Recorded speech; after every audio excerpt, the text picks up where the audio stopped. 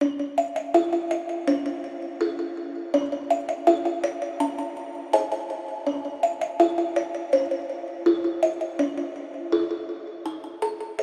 welcome to another episode of Vamp Daddy's Spooky Goth Adventures. It's I, Ian, and I hope all you bat schools and cool creepers out there are doing well.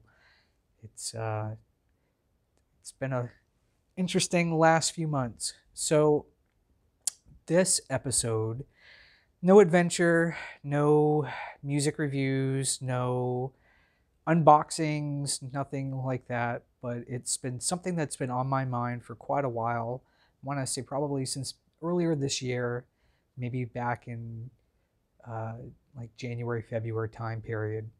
And that is what I deem 90s Goth Revival. You're probably wondering, what does that mean? What does that encompass?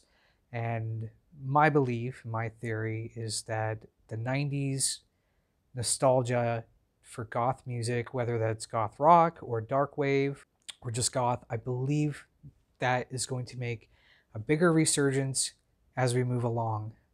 When exactly it will hit, the pandemic's kind of put that into a kaput for now, but I think once things start opening back up again, it's definitely gonna kick in.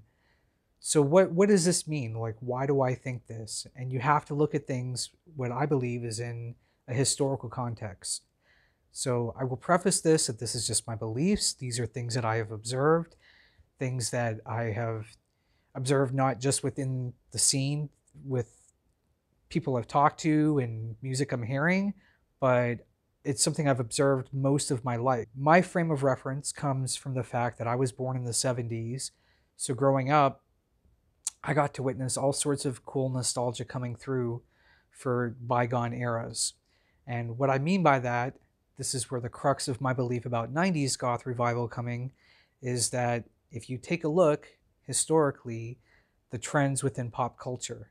So you have to go back to, as I said, the 70s, the era that, I was a real small child in the 70s. It looks to be about a 20-year back time period that people start feeling a longing for. I don't know if it's because people reach a certain age in their life that they start longing for a bygone day when they were younger. And I think that's where that nostalgia comes in, honestly.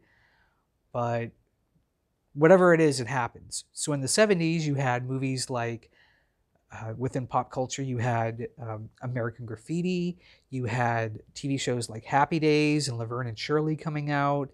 You had the movie Grease come out, and they were all looking back to the 1950s. Musically, you had music like punk rock and glam rock coming out. So glam rock being the early half of the 70s, evolving or kind of like segueing into punk rock, which was looking for music that was rock, that was more raw and ready and accessible, that was thrashy and loud and made a statement. So, for example, like within just the glam rock movement, I could think of like one performer, the queen of glam rock, Suzi Quatro. She covered some Elvis stuff. She even went on to Happy Days, the TV show, and performed some Elvis stuff. And that was actually, for me as a kid, my introduction to Elvis was seeing Suzi Quatro playing Leather Tuscadero on Happy Days, singing, I think it was like All Shook Up. That's the kind of stuff that you had in that era. Music, you had bands like Kiss, you had all the glam with Bowie and the New York Dolls coming out that were creating rock for a new edge, but they were hearkening back to that 1950s like raw sound that you were getting with rock and roll. If you move forward to the 80s, now this is my childhood in the 80s, I can remember everybody was looking back to the 1960s. Fashion started kind of going backwards into that era a little bit. You had shows on the air like the Wonder Years. You had bands that were post-punk and goth bands like Susie and the Banshees covering Dear Prudence by the Beatles. You had, bands like Love and Rockets who I've touched upon, like they were trying to recapture that psychedelic sound. They did the song Ball of Confusion, which was a remake from, I believe it's the Temptations from the like late 60s, early 70s, that era when the Vietnam War was going on. The Summer of Love was huge. You had bands like the B-52s. Their whole shtick, as a new wave post-punk band was wearing wild beehive bouffants and, all the kitschy, tacky stuff that you got from the 1960s. Their sound had that post-punk sound, but they combined it with like a surf rock sound to kind of create that 1960s feeling. And then you move forward into the 90s. And that's when, as an early teen into my 20s, I started noticing people looking back to the 70s. So you even had bands like Rosetta Stone. They did a cover of The Witch, which was a German band. I will remember the name of the band in a second, I'm sure, or probably after I turn this video off. But it was a 1971 song, and they covered it. They made it their own. You had bands that, like the whole grunge movement. Well, honestly, they look like kind of dirty hippie. Uh, they had that vibe about them. The long shaggy hair that was unkept.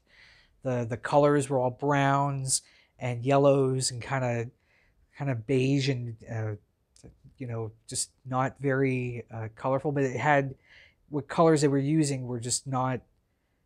They weren't very vibrant. It was just a very kind of beat up look. The plaids, stuff like that. So that is my take on it from a 90s perspective. I started seeing things like disco nights popping up.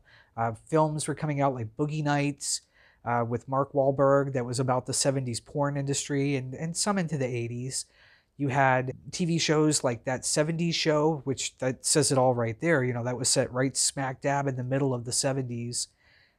Just talking about like daily life in the 70s. And they talked about everything from like the music, which whether it was, pop bands or rock bands, the Fleetwood Mac kind of bands. And they even touched on like the punk movements and stuff going on then. You saw a revival of punk bands coming out, making it more into college radio and mainstream airplay. It's, maybe not, can be disputed if they're true punk, but you had bands like Green Day and Blink 182 that started coming out in like the late 90s, the early 2000s. That's where that left us into the 90s. So then you fast forward another 10 years or so. Now we're into the early 2000s to like 2010. You start seeing a huge explosion of 80s nostalgia. And you've got, again, more of the punk bands coming out. You've got a lot of 80s post-punk sounding bands coming out, like She Passed Away.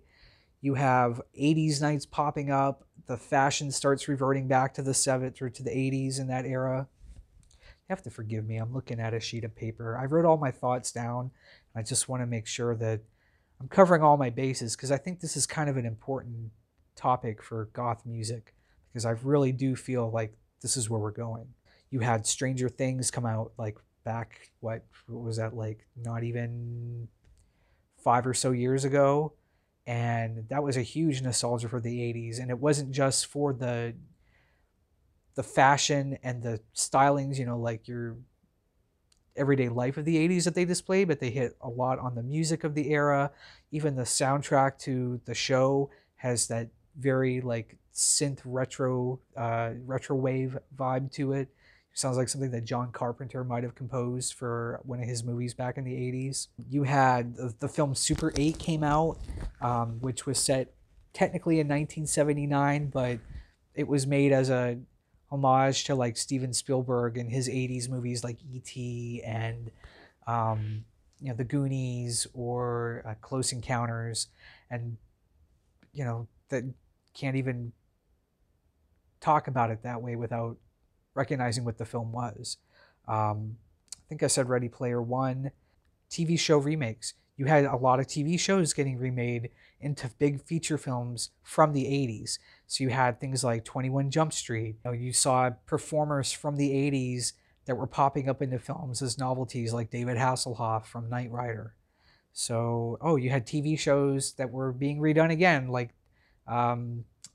Dynasty and Dallas and those type of things.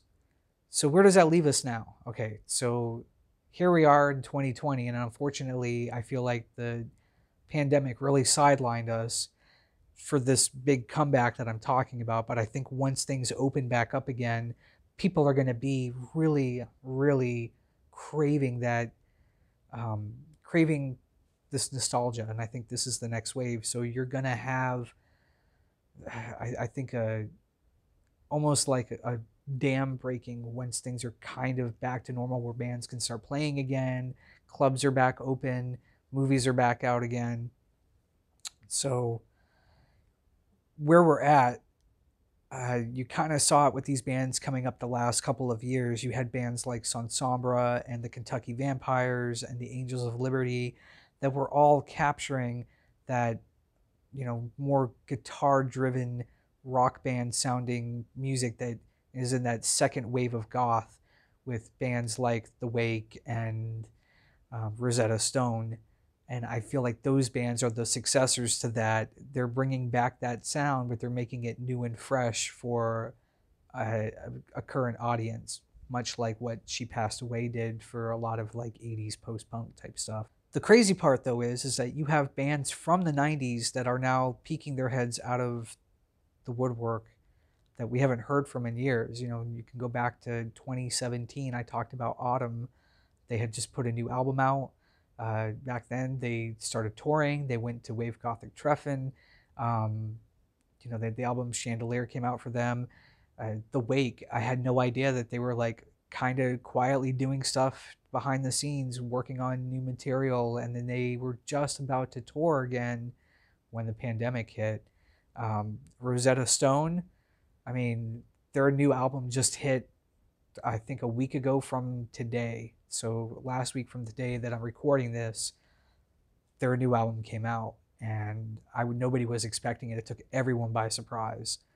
Then you have bands like the Nosferatu and Mephisto Waltz, who I had no idea like they were doing anything, and they put a new album out back in the end of last year, and they played on the Real Under Festival, a streaming event that was on Facebook. The 90s bands are out there.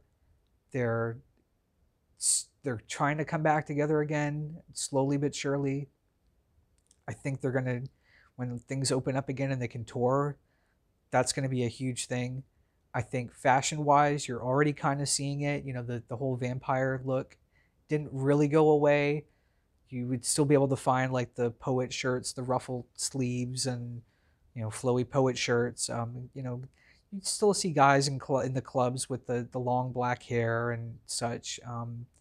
But for a while that had been kind of replaced by Death Hawks and more 80s style clothing.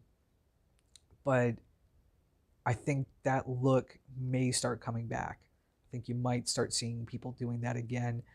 When I go look on websites, like the ever pretty popular brand for dark fashion would be punk rave, and you look at like the women's silhouettes. The women's dresses are the velvets with the velvet gowns with the bell sleeves.